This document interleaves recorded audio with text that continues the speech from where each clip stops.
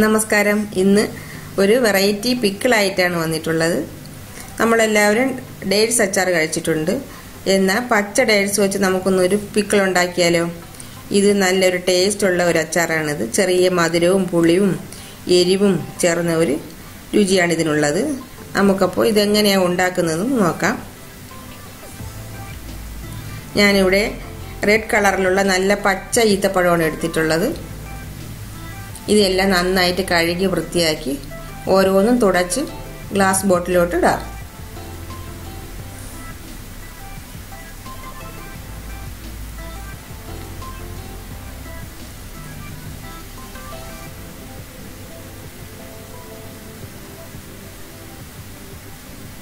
ഇതിൽ ഈർപ്പമൊന്നും കാണരുത്. ഇനി ഇതിലോട്ട് വിനാഗിരി ഒഴിച്ചു കൊടുക്കാം. ഇത് നിറച്ച് വിനാഗിരി ഒഴിക്കാം. കുറച്ച് കൂടുതൽ ഉപ്പും കൂടെ ചേർത്ത് കൊടുക്കാം. ഡേറ്റ്സിന് നല്ല കറയുള്ളതാണ്, പച്ച ഡേറ്റ്സിന്. അപ്പോൾ നമുക്ക് ഇതിൻ്റെ കറ മാറുന്നതിന് വേണ്ടിയായിട്ടാണ് ഇത് ഇങ്ങനെ വെക്കുന്നത്. 20 ദിവസം അടച്ചു വെച്ചിരിക്കുക.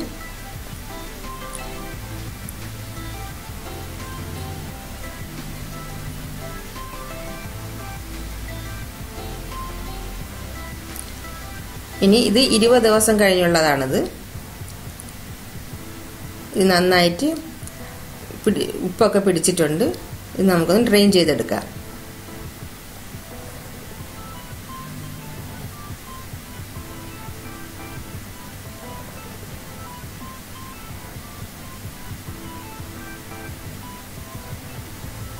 ഇനി ഈ ഡേറ്റ്സിൻ്റെ കുരുവൊക്കെ ഒന്ന് മാറ്റിയെടുക്കാം. ഈ അച്ചാറിടാൻ തുടങ്ങാം. ഇനി ഒരു പാൻ വെച്ച് ചൂടാക്കി അതിലോട്ട് എണ്ണ ഒഴിച്ചു കൊടുക്കാം. നല്ലെണ്ണയാണ് നല്ലത്. എൻ്റെ കയ്യിലില്ലാത്തത് കൊണ്ട് ഞാൻ സൺഫ്ലവർ ഓയിൽ എടുക്കുന്നു. ഇതിൽ എണ്ണ ചൂടാകുമ്പോൾ കടുക് പൊട്ടിക്കുക.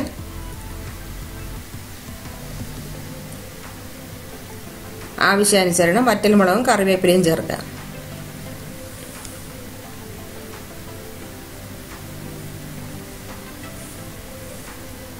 ഇതിലോട്ട് ഇഞ്ചി, വെളുത്തുള്ളി, പച്ചമുളക് ഇതെല്ലാം നുറുക്കിയത് ചേർക്കുക.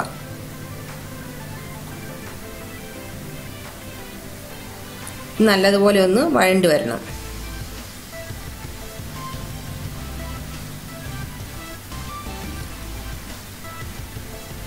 ഇതിലേക്ക് ആവശ്യമുള്ള ഉപ്പ് കൂടെ ചേർത്ത് കൊടുക്കുക. നന്നായി മൂത്തിട്ടുണ്ട്. ഇനി അരപ്പ് ചേർക്കാറായി.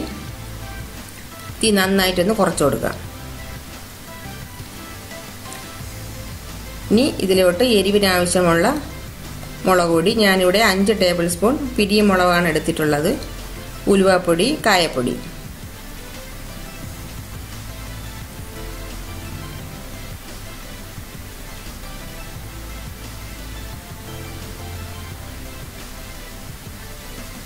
ഇളക്കി കൊടുക്കുക. കായപ്പൊടിയും ചേർക്കുക. പച്ച മണം നന്നായിട്ടൊന്ന് മാറണം. മൂത്തിട്ടുണ്ട്.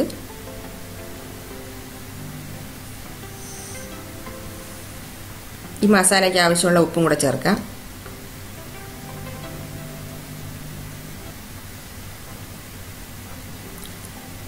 നമ്മൾ നേരത്തെ ഡ്രെയിൻ ചെയ്ത് വെച്ചിട്ടുള്ള വിനാഗിരിയിൽ നിന്ന് ഒരു 1/2 കപ്പ് ആദ്യം ചേർക്കാം.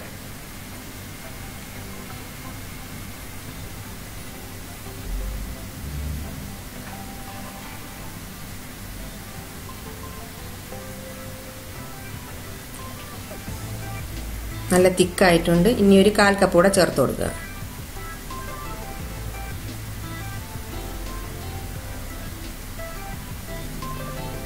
ഇത് ഒന്ന് ചെറുതായിട്ടൊന്ന് തിളച്ചു വരണം.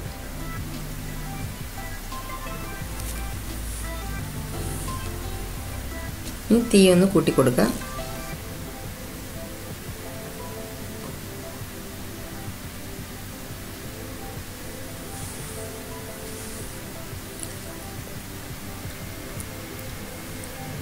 തിളച്ചിട്ടുണ്ട്. ഇനി തീ ഒന്ന് ഓഫാക്കാം. ഇനി ഡേറ്റ്സ് ചേർക്കുക. ഇത് ഓരോന്നും 4 ആയിട്ട് മുറിച്ചെടുത്തിട്ടുള്ളതാണ്. ഇതും കൂടെ ഇത് ചേർത്ത് കൊടുക്കുക. ഈ മസാല നന്നായിട്ടൊന്ന് പുരണ്ടു വരണം.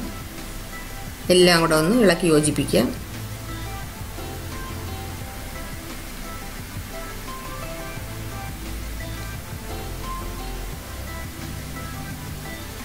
ഇനി നന്നായിട്ടൊന്ന് തണുക്കണം.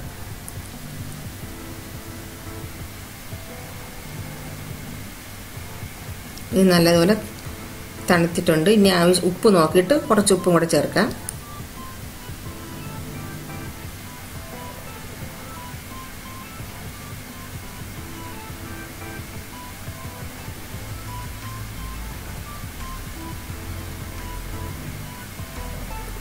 ഇപ്പോൾ മസാല നന്നായിട്ട് പുരണ്ടിട്ടുണ്ട്. ഇനി ഗ്രേവി വേണമെന്നുള്ളവർക്ക് കുറച്ച് വെള്ളം കൂടെ ചേർക്കാം.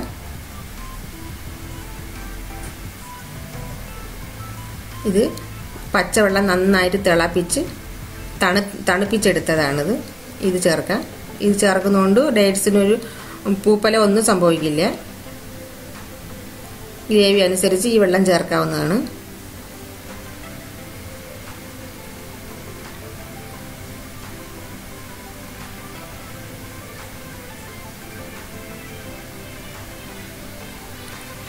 ഒരുപാട് ലൂസ് ആവണ്ട, ഇത്ര പെരണ്ടിരിക്കണം. ഇത്രയും മതി. ഇത് തണുത്തിട്ടുണ്ട്. ഇനി നമുക്കിതൊരു ഗ്ലാസ് ബോട്ടിലോട്ട് മാറ്റാം. 1-2 ദിവസം കഴിഞ്ഞ് നമുക്കിത് ഉപയോഗിക്കാവുന്നതാണ്. അങ്ങനെ പിക്കിൾ റെഡി ആയിട്ടുണ്ട്. ഈ പിക്കിളിനെ കുറിച്ചുള്ള അഭിപ്രായം നിങ്ങൾ കമൻസിലൂടെ അറിയിക്കണം. അപ്പോൾ പുതിയൊരു വീഡിയോ ആയിട്ട് വരുന്നവരേക്കും ബൈ. Thank you.